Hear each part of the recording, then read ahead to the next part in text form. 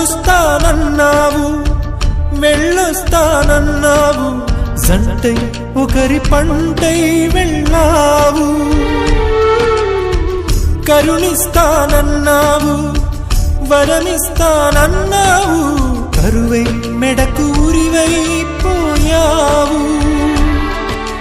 దేవతలోను ద్రోహం ఉందని తేలిపావు, దీపం కూడా దహిస్తుందని తేల్చావు.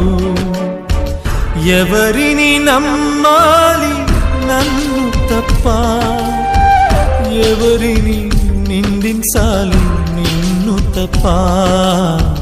నువ్వంటే ప్రాణమని, నీతోనే లోకమని, నీ తోడే లేకుంటే బ్రతికేది ఎందుకని ఎవరికి చెప్పుకోను.